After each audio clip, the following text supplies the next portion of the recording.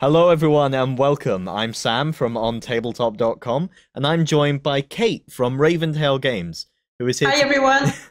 Yeah, Kate's here to tell us about her new game, Wardens, which is currently on Kickstarter, and it mixes some of my favorite things, Cthulhu and steampunk. I Absolutely. Yeah, gotta love this. So, Kate, first of all, can you tell us a bit about yourself? How did you get started in game design, and what is your role with Wardens? So this is a pretty fun story. So when I met Sam, my partner, almost like 5 years ago, we had some of our very first dates in my favorite local game store, which was right next to my apartment. Sam was already a big gamer, and we just went to this local store every time we could and spend most of our free time there playing games and growing our collection. And like every other board gamers here, I think after a while, you just start like noticing the gameplay and the mechanics that you enjoy the most and like your favorite themes and universes. Every new game we played, there was always either this particular thing that we absolutely loved or this one thing that we would change to make the game like more enjoyable to our preferences. So I don't know how this really happened, but one evening we were having a beer in a local pub, and we just found ourselves talking about how our perfect game for us would be. So we spent all night talking about this, and it became like sort of a silly game between us, like sorting out our favorite mechanics and then talking about the theme and the universes that we would create if we even design a game. Like it was just silly. Yeah. So this little game lasted like a couple of weeks. It was just for fun, but we became like obsessed, and we talk about it like all the time. And like soon we just had all the basic of our game all sorted out. Like we knew we wanted it to be a strategic game because I am so unlucky and I cannot play any chance-based game like dice-driven games or games where the gameplay is more like random. So we I just know really that wanted pain. some. Absolutely. So we really wanted something strategic. And like we also had our favorite mechanics, which were territory control, unit placement. We also love bluff and mind reading games. So this was really something we wanted in our perfect game.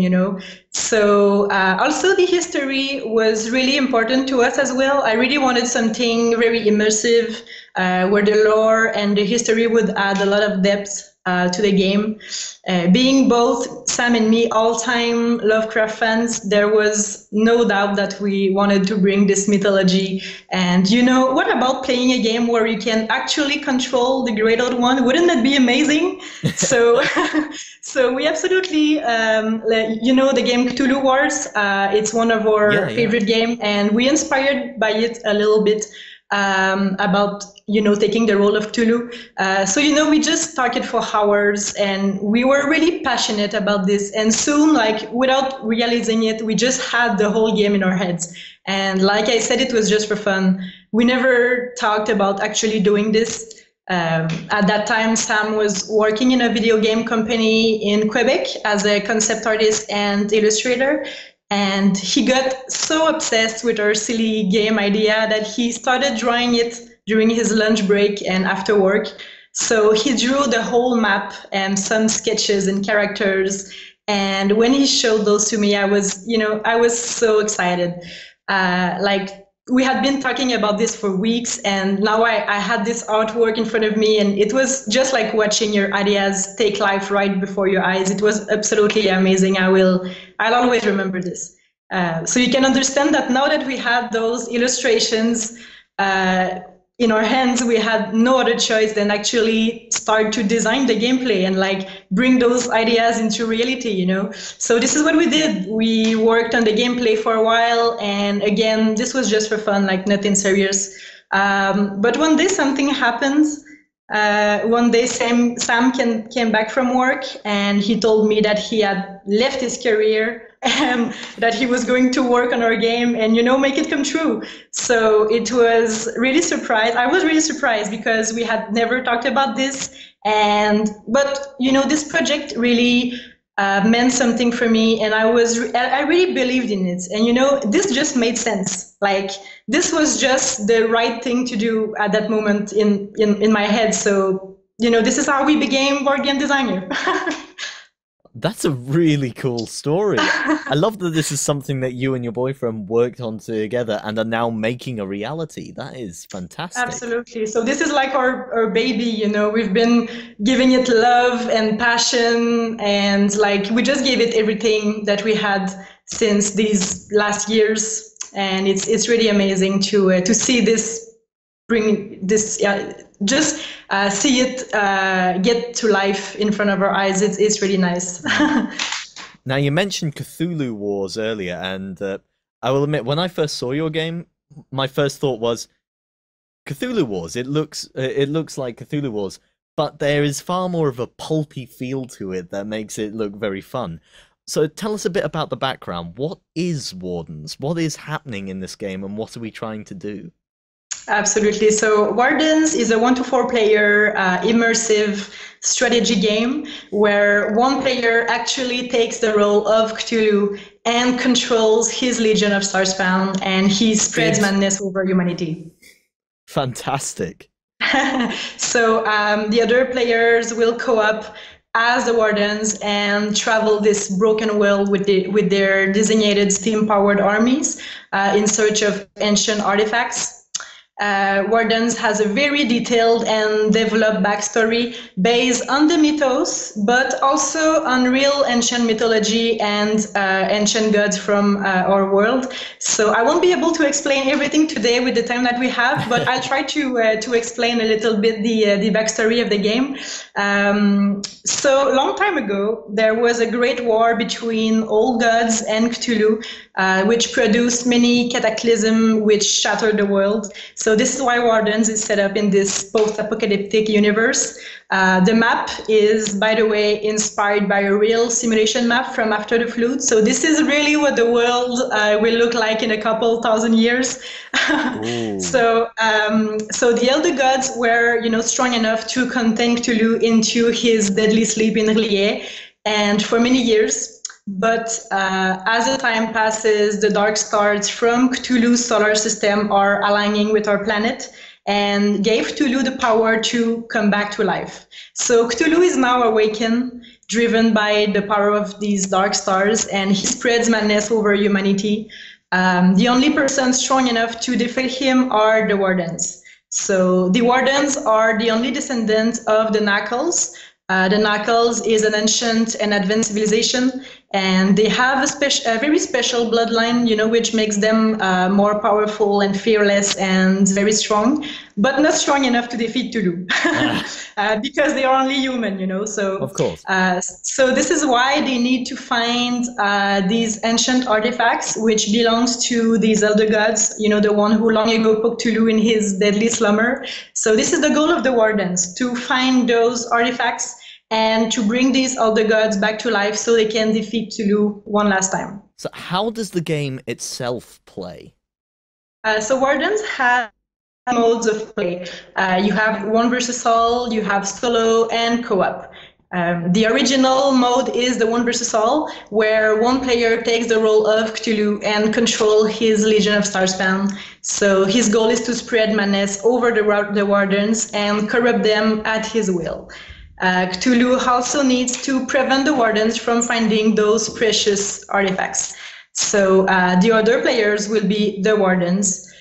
Each Warden are totally different from each other. They have their own characteristics and abilities. So each one of them have a whole different gameplay.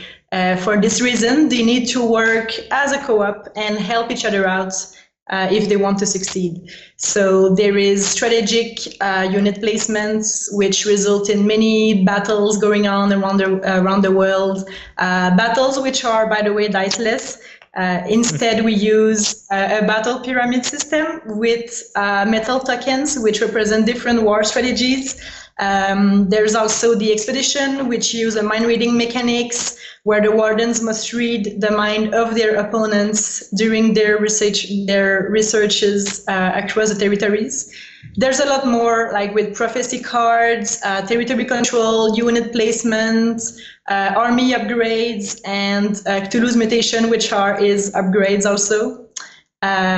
We also made, like I said, a solo and a co-op mode because the community asked for it. So at first it was only a 1 versus all, but so many people from the community asked to have a solo and co-op mode. And we are doing this game for you, like for the gamers. So we created this solo and co-op mode, but we wanted those modes to be as close as possible as the real 1 versus all experience. So in those 2 modes, the players will take the role of the wardens and face Cthulhu, which will be completely automated by the game itself, exactly if you played against one of your friends. So we designed a complete and fairly simple AI table to control the actions and the movement of Cthulhu and his star spawns.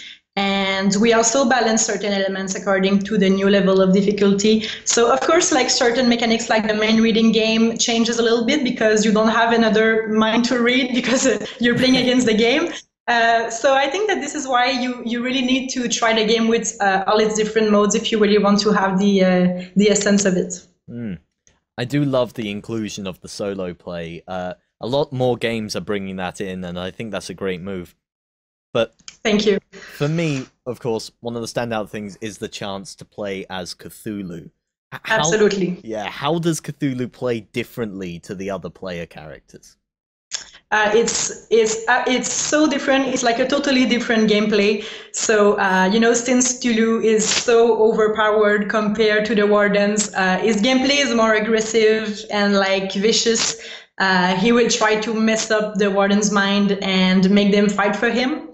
So for me, Cthulhu is the more satisfying character to play with. He's so powerful, like he just cannot be defeated. So it's really fun just to destroy the Warden's armies and watch them struggle and try to find the artifacts before you just drive them all insane. So Cthulhu will actively play during his turn, but also during the Warden's turn. So during every battles and every expedition mechanics, Cthulhu will play with the Warden player. So he's really fun character to play with a lot of different mechanics and a lot of interaction, with the other players. Since the other players are playing as a co-op together, they talk together all the time. But Cthulhu doesn't feel alone, like he is playing alone, but he's still having a lot of interaction with the other players. So he's never like bored while the other are playing. He's always like taking action with them. So yeah. That sounds fantastic. A great way to convey the massive presence and threat of Cthulhu in the world. Absolutely. Now, what makes your game stand out? What really separates it from the other Cthulhu games? Well, Wardens is very different from all the other Cthulhu games, where the hero are not your usually inspectors and researchers, searching for clues and fighting against cultists. Like in every Cthulhu game, here, this is not what's happening. Here, the Wardens are fierce warrior. They are controlling powerful, stream-powered armies. And also the fact that like one player actually take the role of Cthulhu is something I have not seen much in Lovecraftian games. No. Also in Wardens, there is basically no player elimination. So instead what happens is that once a player becomes mad, he will be corrupted by Cthulhu. And he will turn against his friends and battle against them for Cthulhu. So Cthulhu will force the player to battle against the other Wardens. So like Cthulhu will say, okay, you attack the other Warden, and like this character is going to be, oh no, I don't want to do it, but he has no choice. He's becoming insane. So this is really special. This really turns the tide of the game and makes it really stressful and frustrating for the Warden's team, like having the Cthulhu's player being forced to attack their own, it's very fun. That I really like the idea of. That would be both really satisfying as a Cthulhu player, and I think would add an extra element of fun for the other players as well, a bit of vindictiveness to it. Absolutely. Now, the game is currently on Kickstarter. What can we see in the Kickstarter itself? What sort of stretch goals are you heading towards? In the Kickstarter, you'll see many things. You'll see that the deluxe edition is a Kickstarter exclusive. So it includes a 100 millimeter bronze-plated Cthulhu miniature. It has a hardcover booklet, nylon bags, and many really nice components. As a stretch goal, one of the first stretch goals that we have right now on the page is bigger miniatures. So we have 30% bigger miniatures. Also, as a stretch goal, something very special that we wanted to do is we want to design 3 additional wardens, because right now there are 3, and we want to add 3 additional. And we want to give the opportunity to the community to be in the game. So we will design these 3 new wardens based on the face and ideas of 3 people from the community. So one character will be given as a giveaway, actually. There will also be special pledges for the other. So this is a special opportunity that I have not seen much, in Kickstarter and in other board games, to be able to have your own character. Like somebody will have his face, as a character, and a little miniature, sculpt as this person. So this is something very special that we wanted to do. Yeah, I'll admit, as soon as you said that, somewhere in my mind it was just like, I could be in the game. This would be amazing. I would be a warden. And then another voice in my head just went, "You do not want to fight Cthulhu, Sam." Absolutely. Yeah, so maybe not for me. Now, what are your plans for the future of this game? How are you hoping to support it after the Kickstarter? Well, in the next month, we will focus all our energy in Wardens, like we have been doing for the last years, but it's still going to happen. So we just first to print the game with one of the best manufacturer and make sure we have good quality component first. We are not going to go with the cheap manufacturer. We really want to have good quality and deliver it to the backer as polished as possible. The artwork now, as you see it, is not finished, so we will enhance the art. We want to hire professional writer and editor for the 2 rule books, and also, graphic designer, to make sure that the rules, are clear and really easy to understand.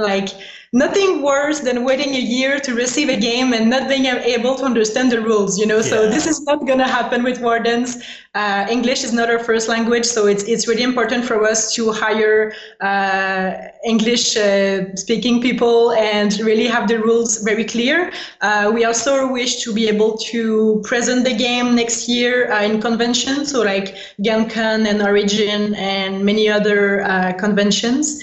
So to resume, we will spend the next few months making sure the backers will receive more than what they expect from us. We are first-time publisher, and we don't want this to look, we don't want this to, we don't want the backer to receive a game and to say, oh, okay, I see that this is first-time publisher, they don't know what they are doing. So I don't want this. I really want to have something polished and something quality.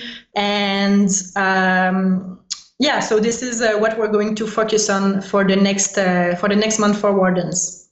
Excellent. Okay, well, I think that about wraps us up. Kate, thank you very much for joining me on the show and letting us know about it. Thank you. Thanks for watching. So, if you want to find out more about Wardens, be sure to head over to the Kickstarter. We'll have a link in the description below. And let us know your thoughts in the comments. Absolutely. In the meantime, we'll be heading on here, and see you next time. Go ahead and check out our other content on screen now, and be sure to check out beastsofwar.com for the latest gaming news and gaming Let's Plays. And while you're at it, why not hit subscribe, and remember to ding our dong. Go on, you know you want to click it. Go on.